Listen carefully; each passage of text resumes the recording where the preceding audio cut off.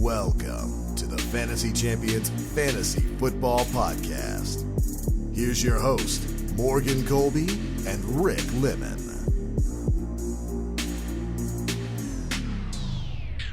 What's poppin'? What's up? Welcome to the Fantasy Champions Fantasy Football Podcast. It is Tuesday, February 18th. My name is Morgan Colby. I got Rick Lemon with me as always. We are entering into, I believe, this is episode 112. Oh, dang. We have recorded so many fantasy football episodes. A lot It's of absurd. advice out there. Lots of advice out there. Lots more to come. Lots more to come. So we got a lot to get to in this episode. We're going to give you some news. We're going to continue or finish our series called Rookie Recap. Next week, I believe, is the NFL Combine. So we might do some Combine-related stuff next week. We'll see. But on Thursday, we are doing a show where we talk about our top 5 rookies from this year going into next year, or I don't even know what you want to call that, second-year players. Yeah. So we're going to give you our top 5 players for next year that were rookies this year. It's more complicated than Sophomore breakout? Sophomore breakouts, yeah. But before we get into the news, be sure to check out our website at thefantasychampions.com. Follow us on Twitter at the FFChamps, Instagram at thefantasychampions, at facebook.com/thefantasychampions. Subscribe wherever you listen, Apple Podcasts, Spotify, Stitcher, YouTube. Click the bell on YouTube for notifications. Leave a review and share this podcast with your friends. This episode will be 25 minutes. The last episode we recorded was 1 hour. We went a little bit over, but wide receivers are worth it. Yeah, I guess. You know, before we get into the news, I was thinking about, I think it was on Monday last week or Wednesday last week. I don't know. I had a short week last week, so Wednesday felt like Monday. Which must have been nice. Anyway. Well, no, because, it was nice to have a short week, but it wasn't nice to think of Wednesday as Monday. Oh, yeah. So anyway, I was thinking about it, and I was like, at the wide receiver position, like, you could legitimately stream wide receivers. Like, you could draft one big-time wide receiver. Right, you can probably stream your second too. wide receiver, yeah. You could. Because of the amount of receivers that busted, like, is it even worth holding on to two big-time wide receivers that nobody drafted or drafted late. Right. Ended up being really good. Like, the amount of success, like, I was looking at it. Devontae Parker was a wide receiver 1. Yep. A.J. Brown was a high-end wide receiver 2, I believe. There's another one. And he was a waiver wire pickup. And, like, Chris Godwin was, like, a late 4th-round pick. So it's, like, He was like the wide receiver, too. There were some top receivers that weren't even drafted that high. Yeah, in the first 3 rounds. It's crazy. It's hard to go anyway, receivers back-to-back. I wanted to bring that up, because we talk about fantasy football on this show. Let's get into the news. The Steelers GM. I had to read the whole statement because I was blown away that the Steelers GM said this. He said, straight up, James Conner had a disappointing 2019 season. He said that he was injured, wasn't he? Yeah, I know. And he actually didn't play that, fantasy-wise, didn't play that bad when he was actually playing. But he said it wasn't because of injuries. Like, he wasn't disappointed because of injuries. He legitimately was disappointed in the way he played when he was on the field. That's interesting. So he said that. He said they believe in him. They know he's talented, and obviously they're going to run it with him next year. But this is kind of like a wake-up call to James Conner, like, hey, you actually got to play. And they might bring in another running back, too. Yeah. So bring some competition, maybe. If James Conner is the only running back there, I like him a lot next year because of the way he played this year and the fact that he was hurt so much, he probably isn't going to be that high of a draft pick. Like, what was he, a second-round pick last year? He was, like, top of the second round late first. So he was, like, 12th. This year, he's probably going to be a third, 4th rounder. Yeah. And so I'd take him. And they if he did not get, my problem is he gets hurt so much. I don't know if he can handle this workload. But the Steelers want to give him like 300 touches. They want him to be Bell. They want him to be Bell. And if he is, like, he's top 5 running back easy. And a lot of people would be like, "Whoa, what do you mean?" He would have to play though. He has 300 touches and he's good. Like, that just usually not a lot of guys usually lines up. Touches. So, like, Le'Veon Bell had, I think he was like a 0.7. He still does have a 0.7 fantasy point per opportunity. The reason why he went down this year is not because he got any worse efficiency-wise. It's just because he didn't touch the ball as much. He didn't touch the ball as much, and the I Jets' could have told offensive you line that. have the worst. Yeah, right. One of the worst in the league. But James Conner, good offensive line. He gets a lot of touches. He could easily be a top 10, 7, maybe even top 5 next year. But injuries are the concern, which is why he's probably going to end up 3rd, 4th, maybe even 5th round pick. Anyway, Anthony Lynn, Chargers head coach, said Tyrod Taylor could be the starting quarterback in 2020. Chargers fans that where are you drafting Tyrod Taylor? Serious conversation. I'm just kidding. Just kidding. Every Chargers fan in the top that 6 was expecting Brady or Brees is like jumping out a window right now. Yeah. I don't think there's any Chargers fans besides the ones in San Diego. the few that are still left, even in San Diego. Yeah. That all could barely get 10,000 people in the games. Speaking on Friday morning, 98.7 Arizona Sports called a Cardinal. Okay, why is all that there? Cardinals GM Steve Keim said cutting David Johnson is not. I was going to say James White for some reason. David Johnson is not an option. These are the same people that said they would run with Josh Rosen. That is true. So. And I will definitely take that with a grain of salt, but I think they're going to try to trade him more than anything. And if they can't trade him, then they'll cut him. But they didn't even use him. He's not going to play for the Cardinals next year. I really don't think so. I agree. John Keim said that it is hard to imagine the Redskins retaining Jordan Reed. The only reason why I put this in here is because Jordan Reed is a talented tight end. His main issue has been his night. He's still in concussion protocol, by the way, which is interesting. How long he shouldn't play football for 6 months? No, just for his own health. Right. I know. But if Jordan Reed gets cut by Washington, right? He's healthy next year all season. What team do you want him to go to? The Pats. He's biased. Yeah, no, I don't disagree with that. That would be if Brady's back, that would be a fantastic landing spot for Jordan Reed. But anyway, he's extremely talented. He's big. He's just hurt all the time and probably will never be a great fantasy option. But I wanted to throw it in there in case, maybe he's healthy this year. Yeah. Ian Rappaport reports the Cardinals want to keep free agent Kenyon Drake, and they're going to use the franchise tag option if necessary.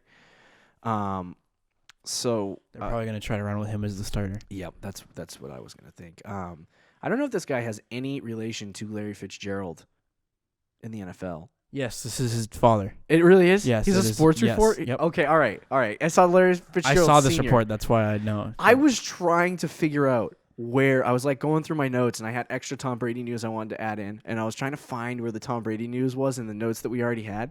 Yeah. And I was only looking at the first 6 words in each section, and I looked at Larry Fitzgerald Sr. I'm like, oh, we don't want to talk about Larry Fitzgerald. Why is that? It didn't even dawn on me that's I was like, senior. His interview at the end of last season, his dad asked him, are you going to play again? Yeah. Wow. But it was kind of a joke. They were laughing about it. Out of the loop. But yeah, no. That's but anyway, he reported, and then he's been told that the Raiders are prepared to offer Tom Brady a 2-year, $60 million contract. Not extension, just a contract. A contract offer. Yeah, that makes sense. 2 times 30. Tom Brady. You're Tom Brady. You have a supermodel wife. 3 kids. Yep. Never mind. 3 kids that you never mind. Okay. I was going to make a reference to everyone who said it was wrong that he kisses his kids on the lips, but anyway. What do? Do you take that? Do you want to go to the Raiders? Pats offering? Okay, well. Well, I mean. Assuming the Pats aren't offering. Yeah, it's a good offer I would take, yes. Okay, all right. If the Pats aren't offering equivalent, say they're offering they're not going to offer equivalent. The same thing, but for $50 million, $25 a year. Would you? I'd probably go to the Pats. Okay. ESPN is also Mike Reese, who is a Patriots reporter, confirms that the team has had no movement in contract talks. Oh, that's wonderful. But they haven't even started, is what the report really said. So, okay. I don't think they'll start until March 13th when Brady comes back from wherever the hell he and his wife are. The Athletics' Connor Hughes believes it is highly unlikely the Jets re-sign free agent Robbie Anderson. What are the Jets like? What is their plan? They don't have one, dude. Their GM sucks. Their coach sucks. Sam Darnold's I really stuck want in to an abyss. take over the Jets GM job in Madden. I just want you all to know before we had a conversation about the Jets and the Patriots, and if the Patriots could win football games. We're not going to get into that.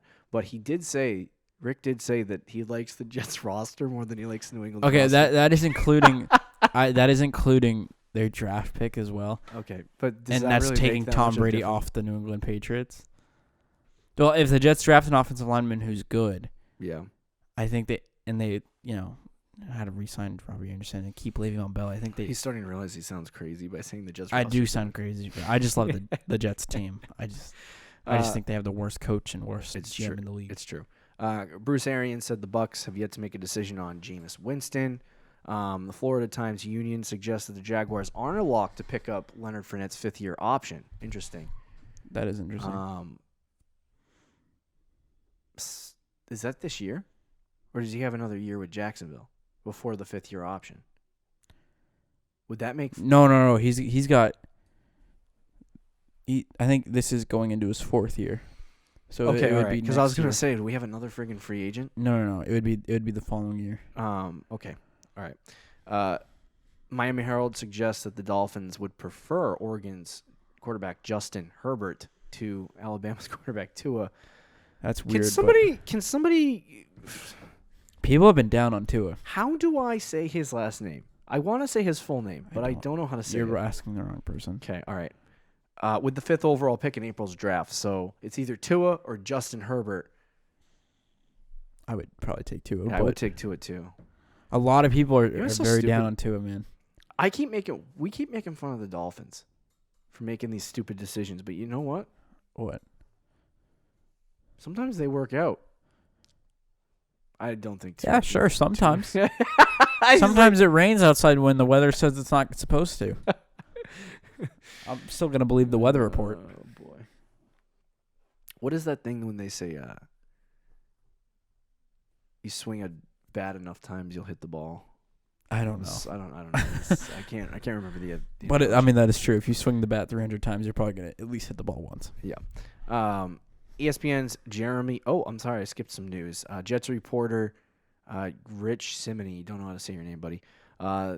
So the odds of trading Le'Veon Bell this offseason are remote. Now, there have been a lot of rumors floating around that Le'Veon Bell's on the trade market. He's on the block. Yeah. Nobody's trading for a Gase $25 million running back. Correct. So. Well, he's not making 25, is he? No, it's probably it's like 15, I think. Is it really 15? I thought it was like so. around 20. All right, never mind. Anyway, so no one's going to trade for Le'Veon Bell. No, nobody wants to pay running backs like more than $10 million a year. Except for Jerry Jones. Yeah. Well, Zeke would be Zeke and McCaffrey are like the exceptions. The exceptions, right? And Todd Gurley before the knee. Yeah. But Le'Veon Bell getting traded this offseason is probably not in the cards. Jeremy Fowler reports Teddy Bridgewater is expected to have a strong market in free agency and could land a deal paying him more than $30 million a year. See, this is why I don't think he's going anywhere near the Patriots. The Athletic Jordan Rodriguez. Man, I'm just gonna forget about names at this point. The Athletic reports that the Panthers believe quarterback Cam Newton is likely to pass a physical and be cleared for football activities in March. Now, what is interesting about this report is that they added pass a physical to this thing. Yes. Which means that if there's a trade involving Cam Newton, he would pass a physical. Correct. He didn't have to pass a physical for the Panthers to play football. Nope. So, interesting wording there for the Athletics. Jordan Rodriguez, if that's your name, buddy. But anyway, so he might be back in March. That's right in time for the league year to start, where you can start trading and signing guys.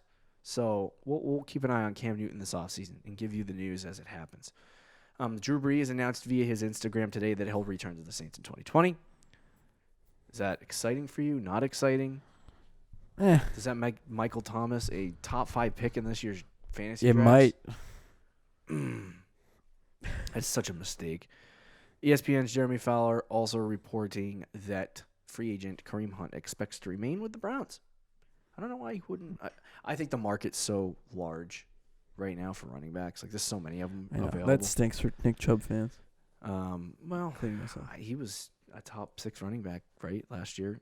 But he was better without Chubb. I mean, without Hunt than he was with. Yeah. Not by much, but he was. We'll see what happens. Maybe they just want to retain him to trade him. And then Greg Olsen also signed. Oh, yeah, that's right. I didn't a put that 1-year in deal with the Seahawks. And there you have it. That's the news. Yep, that's the news. GG to any tight end on the Seattle Seahawks, except for Greg Olsen. Jacob Disley. Will Dissly and Jacob Paulson. Yes. Got you. I was going to combine both I got you. All right, let's do it. Rookie breakout. We got it. Yeah. Rookie recap. Ooh. Yeah. Running backs. Ooh. Final part of this series. The rookie recap. We're going to go over some the top 6 running backs, rookie running backs from 2019, and then we're going to, if you can think of any. I really don't. Wow. I'm not sure. If you can think of any honorable mentions at the end, we will talk about them. But there wasn't any, so I looked. I can think of like 2 or 3 guys that I liked, but they're just not going to be starters. So, anyway. Darwin Thompson. That's the only thing. Only one Listen, I can think of. bro. And I was gonna say, see, now you're letting the honorable mention bag out. I was gonna say Okay. Justice Hill. You clown. Yeah. That's a good one. So anyway, he's at. Is the Gus Bus still in Baltimore? Yes. He was supposed to be He was supposed to be like their potential starting running back ahead of Mark Ingram last year. Everyone was talking about him that highly. Well, everybody. He played like 20 snaps. Yeah. Anyway, Miles Sanders. Somebody's literally gonna hunt that stat down and comment on anything that we post about this and hear. Well, actually, he had he 24 snaps. 47 snaps all season. Thank you guys. Whatever, doesn't really matter. He didn't play a lot. He didn't play a lot. Is what we're trying to say. So Miles Sanders. We'll start off with him. Did you know that Miles Sanders finished higher than Josh Jacobs this year? Yes. Josh Jacobs Interesting. didn't play the last like 2 Listen, games. But listen. Listen, I love Miles Sanders. I'll tell you. I know. So I'll let you get your Miles Sanders in there. So you know what? Coming into this year, I give myself a minute to talk about Miles Sanders. Okay, just 1 minute, and I'm looking at a clock right now. And 1 minute. 1 minute. So Miles Sanders I love David Montgomery over Miles Sanders coming in. We're going to talk about David Montgomery a little bit later, but I have fallen in love with Miles Sanders. It took me, I think, 2 weeks into the NFL season, watching 6 plays for this guy to know that he was going to be a really good running back in the NFL. He's just athletic. He's quick. He's very good. Mm-hmm. And, like, he just needed opportunity. And it took him very long in the season to do that. Correct. Thanks to Jordan Howard getting hurt. Right, thanks to Jordan Howard getting hurt. The question is, I don't even know if Jordan Howard's under contract for this year for the He's for the technically Eagles. not. I think he's a free agent. Oh, thank the Lord. So at the end of the season, after Week 12, he had a RB19, RB6, RB27, RB3, RB7, RB38 to end the season. I don't believe he played a lot of time in Week 17, so we can take that one out. So he was basically an RB1 for a good 5 games at the end of the season. I think he's a talented running back. He has a lot of, like, that offensive line's fantastic, and he has a lot of opportunity. It's just a matter of if he can get the opportunity next year. I think Or he has a lot of potential. He just as needs long the as they don't opportunity. bring Jordan Howard back, I think Miles Sanders can easily be a low-end RB1 next year. I agree. And I think I'm trying. Let me pull up the metric Because that I love. Carson Wentz trusts him in the passing game. They use him in the passing game. Yeah. And he has so much big play potential. Like he had a few big plays last year. Yeah. I know. So I think Miles Sanders is great. If they bring back Jordan Howard though, then there's a little cause for concern because when he played with Howard, they gave it to Howard on the ground more than Sanders, and they used Sanders in more of like a passing role. Well, you know what the problem was?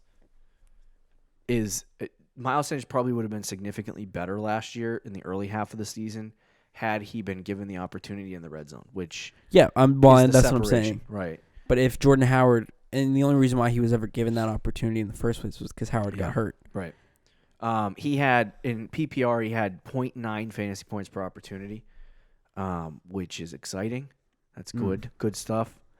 So I think he's some of these metrics, yards created per carry, number 19 in the NFL, all of the NFL among running backs. Yards created, 15. All of running backs in the NFL. That's pretty good.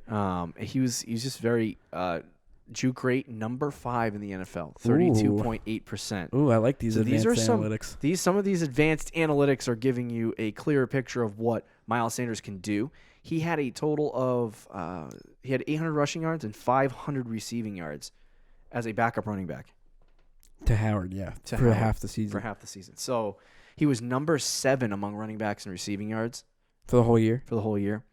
And he was number 20 among running backs in rush yards. If the Eagles get rid of Howard and use him in a Christian McCaffrey type role, Yeah, he had 63 targets too. That's absurd. dude, he can be better. Ridiculous. He'll be better than Josh Jacobs if they use him. We right. spent too much time on Miles Sanders already. Miles Sanders already. Well, who's number 2? The guy I just said. Oh, hold on. Let's finish our conversation on Miles Sanders. You're right. I'll just closing thoughts. Yes, closing. So, I really do believe like Miles Sanders is one of those guys that could literally, and we have to see what happens with Jordan Howard. He could like have a massive breakout next year and be like a I don't want to say Dalvin Cook, but like a top 4 or 5 running back. The hype around him though is gonna be if Howard leaves. Yeah, that makes we'll see. That makes me a Like if bit he's a nervous. first round pick. But he was very good. He's a late first round pick. Like I don't know. I don't know about that. The next guy is Josh Jacobs. Now, Josh Jacobs had far more opportunity. Yep. Than Miles Sanders. It was better for most of the season. Better for most of the season. He got hurt a couple of times. I think is He played week 13 and then came back week 15 and then didn't play week 16 and 17. So he missed week 14, 16, and 17, and then he played the rest of the season. Had he played those 2 games, he would have finished probably as an RB1. He was playing like one all season. Yep. The big thing with Josh Jacobs is he did not – I thought he was going to get involved in the passing game a little more than he did. He had 28 total targets on the whole season. And that is a massive concern. For a massive concern for fantasy people. So many people are going to absurdly get excited about this guy. They're going to hype him up. And he's basically what if a weaker Tom Brady version goes of to the Derrick Raiders? Henry. Do you think he's going to throw it to Brady likes to throw to running backs. He likes to throw to running backs, but I honestly think they'll give the ball to DeAndre Washington or the Yuck. second running back, like Jalen Richard or whatever. I don't know. Yeah. They clearly did not want to get him involved in the passing game, and when you have a running back that only gets 2 targets per game, that's not. You think that'll go up this year, or is it just If it does go up, how high? Like if he reaches 50 targets on the season, is that the difference between him being a top 5 running back and a top 12? That could. I don't think so. That could be. I mean, that could be like 15 to 20 catches and maybe like 2 receiving. He was very good on the ground. Yes, I'll give like. I think he will be good on the ground again next year. He's a fantastic running back. Again, I think so. Here's what I'll say But about in today's day and age, yeah. A Derrick Henry like back just doesn't work in fantasy. Unless you run for Derrick Henry, 200 right. yards And do you think the Raiders, especially like if something like Tom Brady does happen, I don't think that's happening. But assuming Tom Brady does take a trip to the Las Vegas I would think that'd be Raiders, good for Jacobs. I think it would be good for Jacobs too, but that doesn't give him the ball on the ground 250 times. No, but they would. I don't know how the Raiders would actually play and if this even would happen. But in my head, just imagining it, I think if Brady went to the Raiders, they would run the ball a lot. Yeah. And kind of play to Brady's strengths where he can be just like an offensive coordinator on the field at this point in his career. Yeah. So I do think it would help Jacobs. And then when Brady does throw it, he loves to throw to running backs. I do think you're right, though.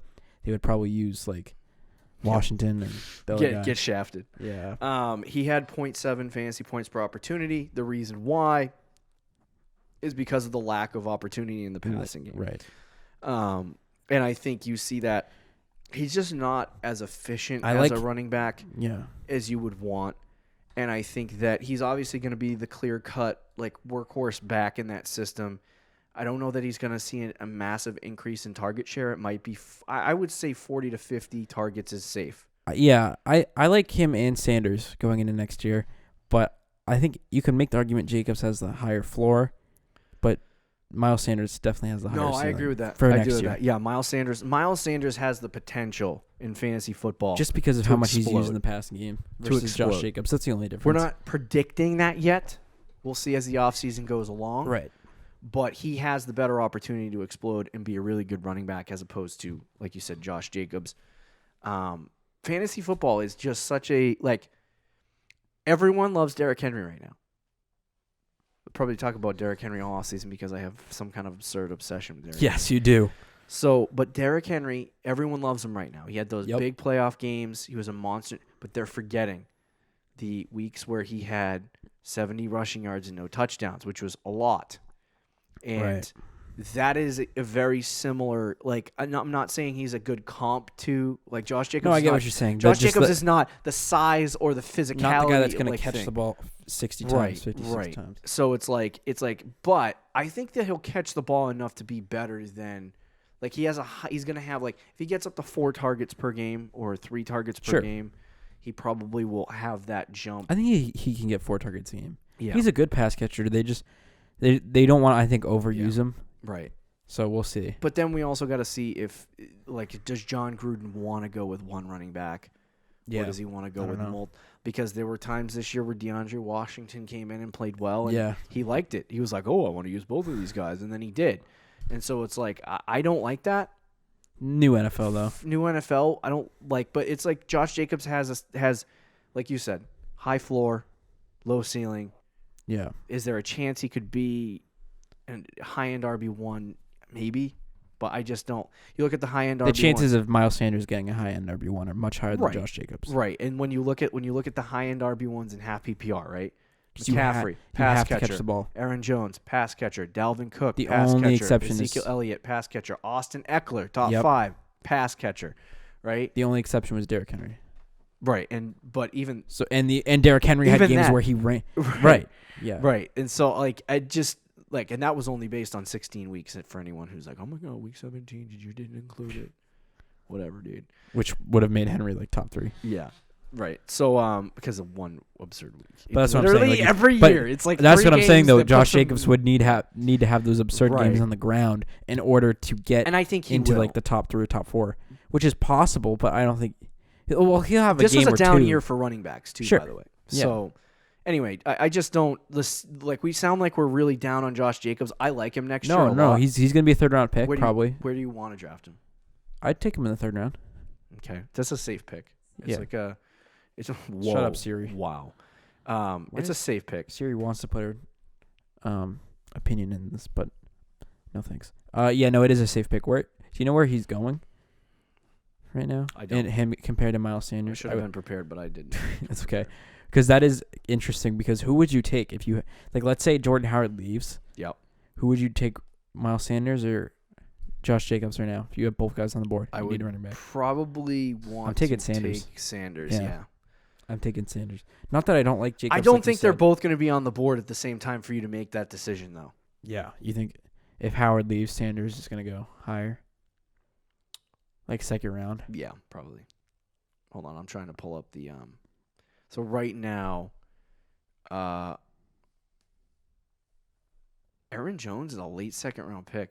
Interesting. That is surprising. That is a little bit surprising. I just wanted to say that. Miles Sanders right now is 402, and Josh Jacobs is 205. Really? Yeah. So that is. I mean, you're gonna have a situation. Well, that where, also might be because if Howard comes back, yes, then I think that's right. probably what it would be. But Jacobs is 205. Yeah.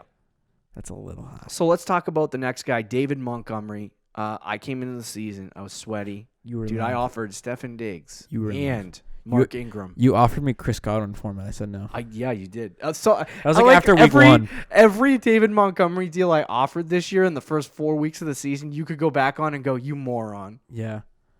Every single one.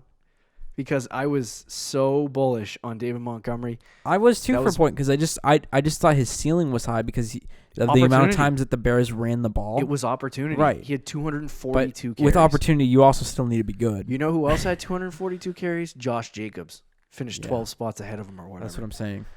And opportunity is important, but if you're not good. David Montgomery had 35 targets too. So he had opportunity in the passing game. Yeah. Used a lot. He had over 277 touches. Now, it is a little like, do you think the Bears are going to go out and try to get another running back? No. Probably not. And you know what? When I look at this, they have other needs on the team. When I look at this player, I don't even think it's David Montgomery. I really do believe that Matt Nagy has no idea how to use running backs because is that going to change because he's still the head coach? These numbers, no. It's not going to change. These numbers look like Jordan Howard's the previous year, and Jordan Howard finished as the RB24. So it's like they just have a garbage offensive system that they do have it's so weird because year 1, everybody was like his first year. He's an offensive guy.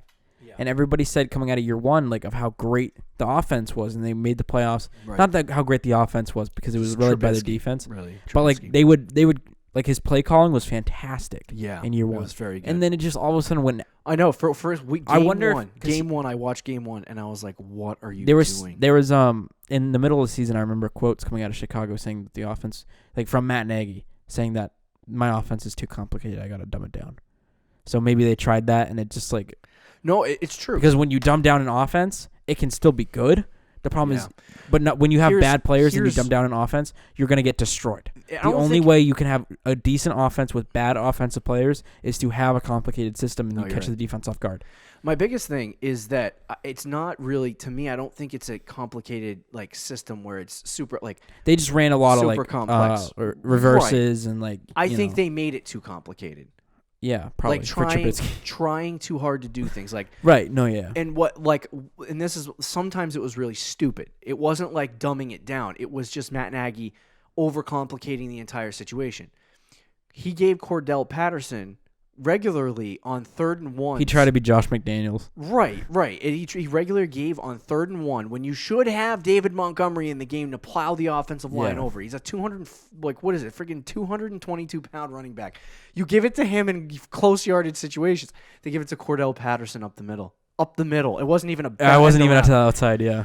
And that's not overcomplicated. That's not a complicated system. That's just plain stupidity, Matt Nagy. Yeah. Like, that's just... Even when Montgomery had his chances, though, he didn't look good. No, he did not. He had an average of 3.5 yards a carry. I really, like... But you saw the difference. Jordan Howard, when he wasn't hurt with Philadelphia, was a lot better. He was pretty solid. So I think that David Montgomery is in an awful situation right now, and because of the bad play calling, because of the situations that he's put in... Mm-hmm. Can you check where Montgomery's going? Yeah. Because I don't... My thing with David Montgomery is I'm probably not 402. That's gross. Is he really? Yeah, that's high. Yeah, it's too high. I think it's going in a similar spot as Miles Sanders. You know what it is? It's because he's going to touch the ball next year 270 times. I think he's a solid RB2. I think he will improve a little bit on this. Well, that's why I was saying, like, if he falls in drafts, like, I'll draft him, but I'm not drafting him in the 4th round. I think he will. I think people will look at him and go, I know, like, in our draft, he'll probably fall. But... He had a fantasy point per opportunity in PPR leagues of 0.62, which is awful. Yeah. So I love David Montgomery, and I think he's a relatively good running back. He's Frank Gore. Yeah, kind of a young Frank Gore. Like a young Frank Gore. Like to the point where like if they do end up firing Matt Nagy and somebody figures out how to use David Montgomery. Or Matt Nagy just figures out. He will be a consistent mid-range RB2. Sure. Yeah, okay. That's fair. There's going to be people who come out this year who like me, who like David Montgomery. I'm not feeling this way about David Montgomery right now at all because I hate Matt Nagy. I do not want to draft him and then watch Matt Nagy use him all season because that was just I had him for like 3 weeks, but I did not want to watch Bears games after like week 3 because it was so hard to watch. Yeah. But anyway, I want to believe David Montgomery can become an RB1, but it's not going to happen. So you have to temper your expectations. Don't be drafting David Montgomery in the 4th round. I would take him in the 6th or the 7th, maybe. I was just thinking, if he goes like because you could, solid bench running back. If he does become that consistent RB2 type player, you could use him in your flex, and like that. That's just the way that I think about things. A lot of people be like, "You could use him as an RB2," and I'm like, I want 2 RB1s. Give me 2 RB1s. We're going to get to your guy, Devin Singletary, next. He was the RB48. Oh, yeah. Singletary was subject to the Frank Gore destruction of young running backs. And I think he wasn't he injured, and he missed like the first. No. He played in week 1. He played week 1 and 2, and then he missed like got hurt 6 straight weeks, 5 straight weeks, 6 weeks. And then when he came back, he was so good. I'm just going to give you some of his numbers. Week 1 it's just the first 2 weeks. This is what got me. I drafted Devin Singletary. I got so sweaty when this happened. He had a total of 9 touches for 98 yards, and he had 14 fantasy points. In the first game, I'm like, oh my God, if this guy just give him the ball, he'll be good. Next week, he went down 3 touches, 6 carries. He still had 57 yards and a touchdown, which put him at 11 fantasy points. So it was like he was only getting like 6 to 9 touches a week in the early portion of the season. But the thing with I keep saying David Montgomery. The thing with Devin Singletary that I really am like super pumped about is that when you look at week 7 to 16 in the games he played, I'm gonna give you. So he had 0 targets against Miami and 7 carries, I believe. But after that point, 6 targets, 4 targets, 7 targets, 1 target, 2 target, 4 targets, 8 targets, 3 targets, 1 targets. So I think it depends on the situation. Depends on the game. The guy is going to get you 3 to 4, maybe 5 targets a game. And big. He's gonna. Yeah, I think this guy actually. Like, I love Miles Sanders, and I think he has a better chance at becoming a high. I think. Yeah. But I think that Devin Singletary, if they start utilizing him properly, and Frank Gore, he's gone. So yes. Devin Singletary's team next year. People are going to be going after Josh Jacobs. People are going to be going after Miles Sanders. People are going to be going after David Montgomery. I love to take Singletary in the 5th round. Devin Singletary has the chance to be a freaking wave. Yeah. An explosion. I might take Singletary over all those guys. Sanders, I think Singletary is at least in the same boat though as Singletary's Jacobs. 4.11 right now. So he's lower than in 10 Montgomery. Teams, he's a 5th round pick. In 12 team, he's a late 4th. Yeah. Oh yeah. I would definitely dive into the 5th round and take Singletary in a heartbeat. But he needs the opportunity, and that's the big thing. Is like if the Bills go into the season and it's just Singletary. Yeah. And they don't they don't sign another running back. They let Frank Gore go. It's just Singletary. Yep. I would honestly consider taking him in the 3rd round. I think he would be worth a 3rd round pick. He would be worth a 3rd round pick. I don't know if I would take him there. Draft advice. Yeah. You take I'm just saying though. Take him in the round that he's. If I get excited about a player, I'll only take him 1 round earlier. But I hate taking players over their value. No, I agree. What I mean? But I'm just saying. Anyway, I think. No, I understand what you're saying. I just wanted to give his fantasy points per opportunity. It was 0.77, I believe, which is not fantastic. I think you want something a little bit better, but he had 4.9 yards a carry, 5.4 yards a touch. He finished top 10 in a lot of running back efficiency categories. Just to give you some of his efficiency metrics, number 5 in true yards per carry, number 13 in yards per touch, number 8 in breakaway runs, number 3 in breakaway run percentage, number 18 in evaded tackles, number 3 in juke rate, and then he's small, so he didn't have 1 big hit, which is like when you just truck a guy. Yeah, so he had no big hits. He's just a small running back. But anyway, he was very, very good. His catch rate was almost 70%. So, and he's number 8 in yards created per carry, and number 19 in yards created, and number 8 on playerprofile.com. If you look at game script, he was plus 0.24, which means that he wasn't game script dependent at all. And he was basically in the future when he's utilized as the main running back, he will be the main running back. It won't be. Yeah. So he's fantastic. He's, for me right now, just purely, I know you are more bullish on Devin Singletary than I am, which is speaking something because I love Devin Singletary. I would probably put Miles Sanders 1 because I think he has a better chance at breaking out. Yep. But then I would say Devin Singletary as my number 2 guy.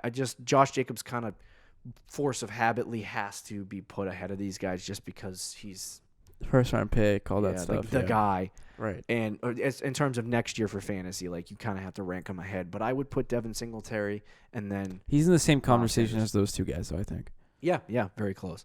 So I love Devin Singletary. I'll tell you that much. Love me some Devin Singletary. Let's talk about two guys that are a little bit after RB28. It falls. Okay. It's like an abyss. So there's not many running backs. Like I said, we'll throw out our honorable mentions now. Justice Hill didn't really get a lot of opportunity. Talented. He's kind of similar to Devin Singletary in a way. Pass-catching running back, a lot of speed, not a lot of power. He could have success in the NFL, but it just depends on how long Mark Ingram plays, I guess. Yeah. Or how much opportunity he gets. So anyway. anyway. The Gus Bus. And then the Gus Bus too. And then I think Darwin Thompson. And who had some Super Bowl snaps. One other guy that I want to mention. And the only reason I mention this, not because of this year, but possibly next year if the Jags don't pick up the second-year option, a guy that I actually really liked. I think he was drafted in the 4th round. Reichwell Armstead, who was, I think he led the running back class this year in bench press, and he was actually pretty good. So His metrics were like man. insanely. Like he had like a sub 4.5. You know who's somebody we could throw on the list too? Who? Darrell Henderson for the Rams. Yes, as an honorable mention. He wasn't good, but No, but like if Todd Gurley gets traded or released this offseason, yeah, definitely. So those are just some guys that were out there. They're not people that you felt like you needed to mention, like N'Keal Harry in the last episode. Right. But anyway, so let's talk about 2 guys, Tony Pollard, Alexander Mattison. We'll start off with Tony Pollard really quickly. Pollard actually showed the ability to be a very good running back in the absence of... he was solid. You know, the interesting part is Good offensive line, Zeke but- don't miss time. Like, Zeke is I know. a machine. And he gets like 20 to 25 touches a game regardless. As a Zeke lover, Tony Pollard concerns me a little bit because you do see the need or the desire to want to infiltrate 2 running backs into their system. Yeah. And Pollard comes in at times and is really, really good. Like he's fantastic in that system. So as far as fantasy is concerned, it's hard to predict when this guy is going to be good. Like he had an RB8 finish in week 15 with 22 fantasy points. He had an RB15 finish with 15 fantasy points week 11 against Detroit. He had an RB7 finish with 21 fantasy points against Miami in week 3. But then the rest of the time it was like 2, 3, 4 fantasy points, -1. Like, you know what I mean? Like you don't know when it's going to hit. Correct. With Zeke there, Pollard is just not worth it for No. fantasy at all. Yeah, so as long as Zeke is there, it's going to be Zeke. Yeah. Pollard's good handcuff, though. He's a great handcuff. I wanted to see where he's drafted just so you can kind of get a He's picture. probably undrafted. Or Tony Pollard is going in round 12 and 12 team, which Oh. means he's probably like 11th to 10th round pick and 10 team. Or wouldn't it be like 14th round pick if it was 10 team? No. I'm tripping. Okay. Yeah. Anyway, so he does have the ability to be, like you said, his fantasy point per opportunity is 0.82, which is similar to Zeke's. So if Zeke did go down, Pollard would be the guy. Yeah. But there's not much else to say other because he is not going to take the job from Right. our main man. Now, Alexander Mattison is actually, because Zeke is never a guy that gets hurt. He's always healthy. However, all the way on Dalvin the Cook. field. Dalvin Cook is a guy that always gets hurt. Like this year, Yeah. I'm surprised he made it through 16 games. Well, he didn't. Right when I got him, of course. Going into the playoffs, he got hurt. Of course. So I think he missed the last game of the season. Yeah. And then he got injured in Mhm. like week 14 or 15, and he only played in half the game. Yeah. So Now, Pollard didn't really do all that well when he had an opportunity. He had 0.6 fantasy Madison? points per Madison. I'm sorry. He had 0.61 fantasy points per opportunity. He had 100 carries on the season, a total of 10 receptions, so he touched the ball 110 times. I think he's a cute little asset if you need a handcuff. You know what I mean? Like he's going to be a guy later in the season that will probably be on the waiver wire all season, but you want to handcuff him too. yeah, no, he's the same as Pollard, I think. Yeah. But he's probably more valuable handcuff. But like because as I of watched Dalvin Pollard Cook. all season, you kind of saw this role being carved out for him where you could actually justifiably say he might Maybe be able draft to him. somebody. Yeah, right. He might be somebody that you could pull out in certain weeks to use against a good matchup. Like maybe they give Zeke 20 crappy touches team. and they Are blow gonna him out. Yeah. Right. So but Madison, though, is probably. Madison's just not. I don't think he can be that guy. With the opportunity that he had this year, he wasn't that good. He never really had a higher than a mid to low end RB2 finish this year. If Cook gets hurt, he's a good valuable asset. Right now, I think he's actually going higher than Pollard. Probably just off the simple fact of Cook. Yeah, being injury prone. Right. Right now, Alexander Madison's a 9th round pick now. Because that's way too early. But if you Yeah. do draft Dalvin Cook in the first round, you better draft Alexander Madison. Yeah, right. So it is interesting to see there was really only 3 running backs this year. It's funny because I was thinking about it. This year, right? I don't know if we talked about this on the wide receiver show, but the the number one wide receiver, the highest finishing wide receiver is like wide receiver 18, I believe, of a rookie, Yeah. which is A.J. Brown.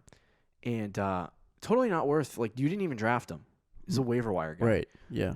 It's not worth, like, all these people coming in, like, so many people drafted in redraft leagues. This is not dynasty, redraft leagues. People were drafting N'Keal Harry. People were drafting DK Metcalf. People were drafting guys like that up and down the draft. Like, after you got past the 6th round, it was like people wanted these rookie wide receivers. And it's like, no, they don't work. Unless the guy's drafted in the top 7, like Julio Jones was, they're not He's like worth, the only exception, yeah. it's not worth memory. investing draft picks into rookie wide receivers. On the other side of it, it is very much worth investing draft picks in rookie running backs. Correct. I drafted Devin Singletary. Which drafted worked out when he played. Right. I wanted to draft Josh Jacobs and David Which Montgomery. worked out. David Montgomery didn't didn't work out all that much. He was a little Sanders worked out if you drafted him. Right. So it was like there's 3-4 running backs that this year were And this was a good weak enough. draft class for Right. running backs. Not a lot of guys. So for me, it's like, coming into this year, just, an early little preview we'll do a preview show on rookie running backs coming into the NFL draft. But man, the rookie running back class this year is just absurd. And there's no like one guy that's like, like a Saquon Barkley. I don't think there's a Saquon Barkley in this class that's going to come in and be like a top 3 running back. First round pick right away in fantasy drafts. Right. So I don't think that's going to be there, but there's a lot of really, really good running backs that could fill roles on teams. You just got to see where they land and figure out what the opportunity might be. So I really like rookie running backs. Like, I'm willing to draft them. Mm-hmm. Not too high. Like, I almost drafted David Montgomery in the 4th round, 5th round. Yeah, almost 3rd round. I don't think it would have mattered because I drafted Diggs in the Yeah. 4th round or something like that. You So wanted anyway, Montgomery, though. I just want him so bad. But anyway, that'll do it for the rookie recap of running backs and the series rookie recap. On the next episode, right before the combine, we might do some combine preview stuff. I don't know. Maybe. Oh, who What knows? do you think? Who knows? Maybe. We might even just decide to scrap that idea and not do it. So we'll see what happens. But we're going to talk about our favorite rookies going into next season, guys that we're super excited about for next season. Yep. But until then, that's it for this episode of the Fantasy Champions Fantasy Football Podcast. Do you have anything else to leave our audience on? Just make sure you draft Devin Singletary. That's my only advice. Don't forget to check out our website at thefantasychampions.com. Follow us on Twitter and Instagram. And talk to you on Thursday, Fantasy Champs. Peace out. Thank you for listening to the Fantasy Champions Podcast.